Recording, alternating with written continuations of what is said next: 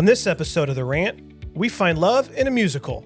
Some readers battle it out, and we have the latest info on Blue Jay sports.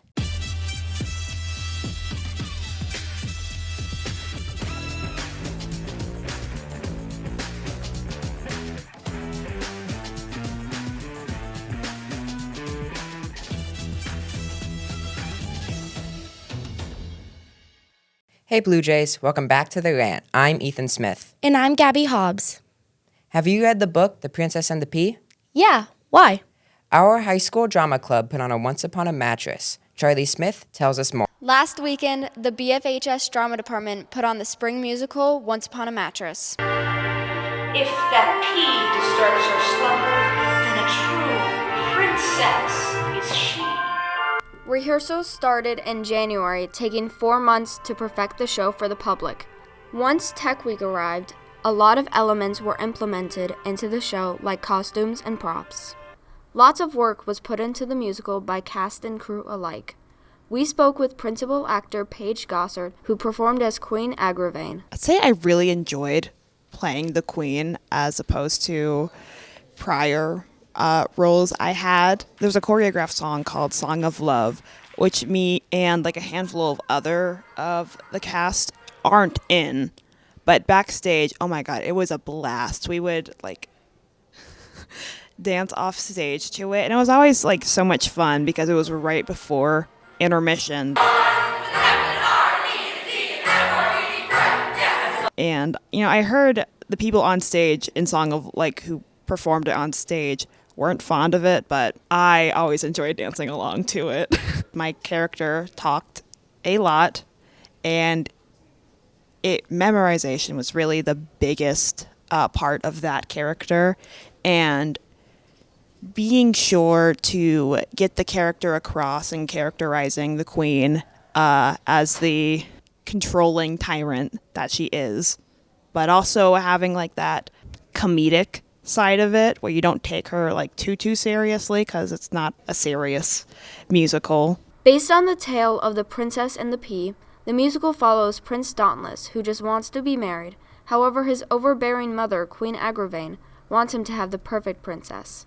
The story continues on to the Queen testing Princess Winifred for sensitivity by placing a pea under 20 mattresses and seeing if the pea would keep her up or if she would fail and fall asleep. Winifred successfully stays awake and she and Dauntless are able to get married. There were many steps to making the musical what it was, including building the sets, costumes, sound, hair and makeup, and lighting. The musical finished its run on Sunday, ending the senior cast member's high school drama career. The show was a success all over, cast and crew working together to make it a hit. 467 people came to watch these talented performers throughout the nights. My time is at a premium, for soon the world will see me a maternal bride to be. The next performance will be the yearly fall play, which hints for that will begin at the end of summer. This is Charlie Smith reporting for The Rant. A group of students is battling it out. Brinley Hay tells us why. Students from the Bonner High School competed for the first time ever in the Iowa High School Battle of the Books competition. Riley Ballard, Ellie Clark, Oliver Cox, Shay Dwyer, and Luke Vandervelden, otherwise known as the Bookends, qualified for the Grand Battle competition. We've had to read 25 books for the competition. I've read about 15, and most of them have been nonfiction, but they've been really good. The plots have been pretty good. Over the span of September to April, students took a qualifying quiz that contained 50 questions relating to the 25 books they read. They placed 9th out of 36 teams and will compete in the next round on April 23rd in Cedar Falls. During the grand battle, they will participate in a Zoom meeting with one of the book authors, A.S. King. At the conclusion of the Zoom, they find out which of the 16 teams made it to the Final Four. I think the group works very well together. And, you know, even as the oldest person, I feel very, like all of them are freshmen, and I'm the only sophomore, and I still feel very connected to the group, and these are all people I really like to be around. These students put in a lot of work to represent Bonner and make it to the grand battle. Anyone is welcome to join the Battle of the Books. Opportunities for next school year will be made as soon as school starts back up in August. This has been Brinley Hay reporting for The Rant. Our sports reporter, Evan Fellers, is back with another update. Let's go to him now. Spring sports have been moving recently. Let's take a look. The boys and girls soccer teams both played Carroll on the 7th. The girls had a dominant win in the first half, scoring 14 goals. Abby Chambers had 6 goals. The boys also had a strong win 8-0, with Richard Rodriguez having 2 goals and 2 assists. As well as girls soccer played Pella on the 10th.